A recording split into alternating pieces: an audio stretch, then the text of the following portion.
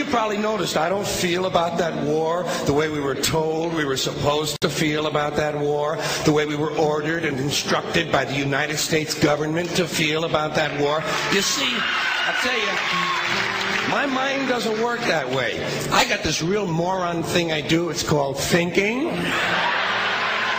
And I'm not a very good American because I like to form my own opinions. I don't just roll over when I'm told to. Sad to say, most Americans just roll over on command. Not me. I have certain rules I live by. My first rule, I don't believe anything the government tells me. Nothing. Zero. Nope.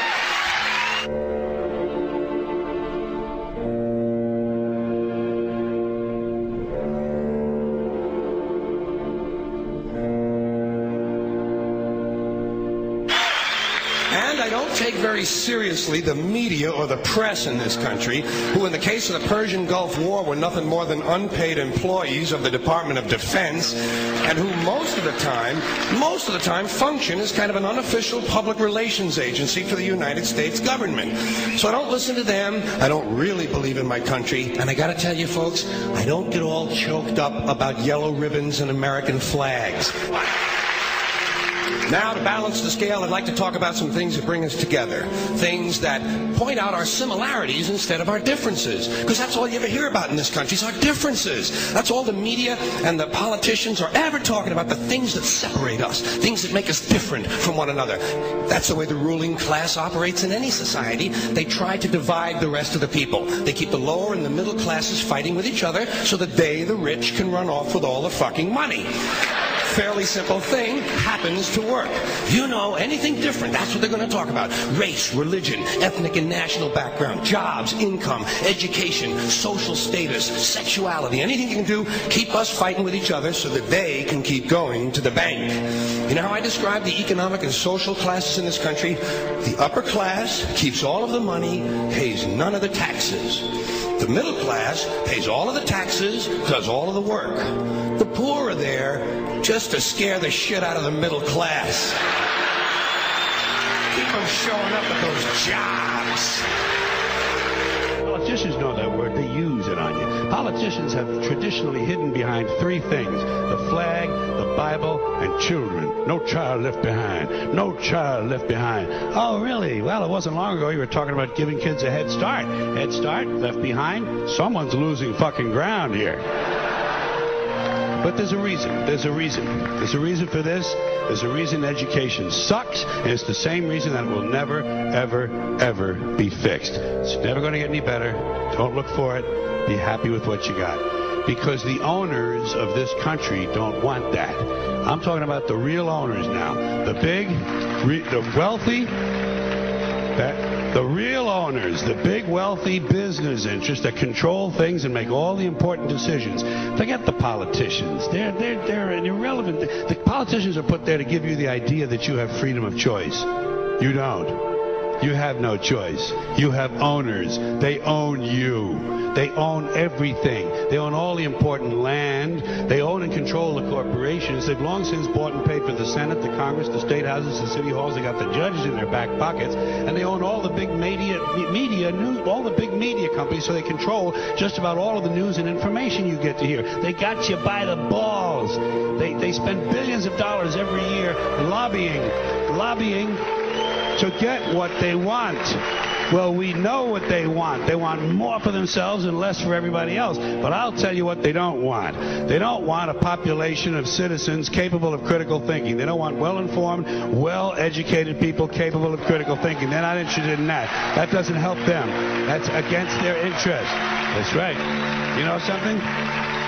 They don't want people who are smart enough to sit around the kitchen table and figure out how badly they're getting fucked by a system that threw them overboard 30 fucking years ago. They don't want that. You know what they want? They want obedient workers. Obedient workers. People who are just smart enough to run the machines and do the paperwork, and just dumb enough to passively accept all these increasingly shittier jobs with the lower pay, the longer hours, the reduced benefits, the end of overtime, and the vanishing pension that disappears the minute you go to collect it. And now they're coming for your Social Security money. They want your fucking retirement money. They want it back so they can give it to their criminal friends on Wall Street. And you know something? They'll get it. They'll get it all from you sooner or later because they own this fucking place. It's a big club, and you ain't in it. You and I are not in the big club.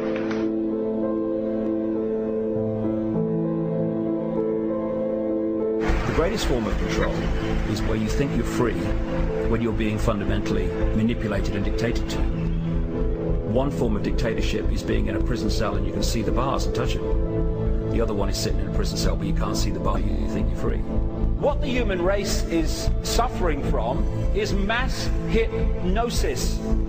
We are being hypnotized by people like this. Newsreaders, politicians, teachers, lecturers.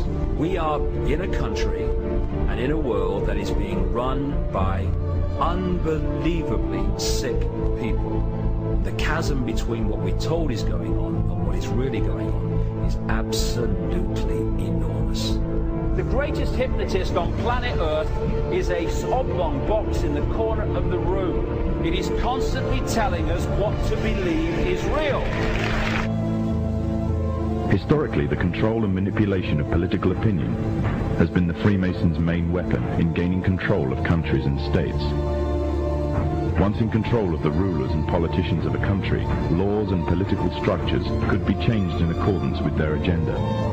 However, since restricting the body does not necessarily mean restricting the mind, the Freemason recognizes that their plan for a global government hinges completely on subduing the masses to their agenda, and thus eliminating opposition to their cause.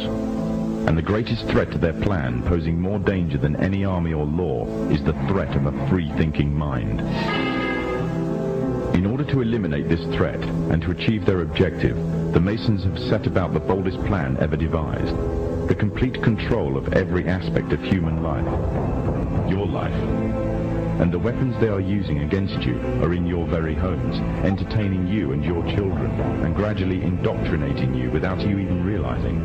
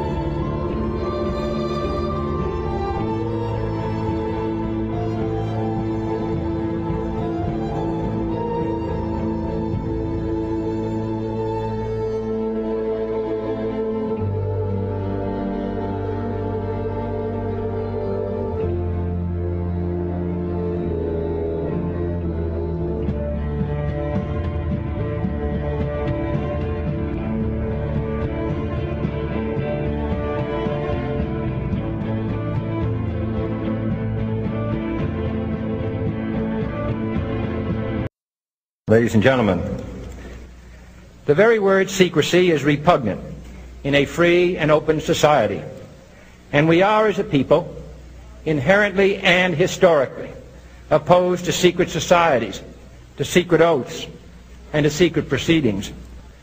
For we are opposed around the world by a monolithic and ruthless conspiracy that relies primarily on covert means for expanding its sphere of influence, on infiltration instead of invasion, on subversion instead of elections, on intimidation instead of free choice.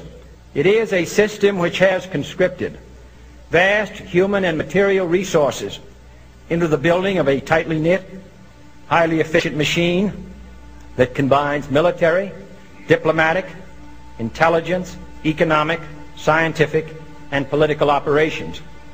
Its preparations are concealed, not published. Its mistakes are buried, not headlined. Its dissenters are silenced, not praised. No expenditure is questioned, no secret is revealed.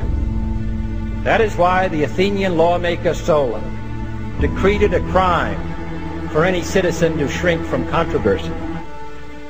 I am asking your help in the tremendous task of informing and alerting the American people, confident that with your help, man will be what he was born to be, free and independent.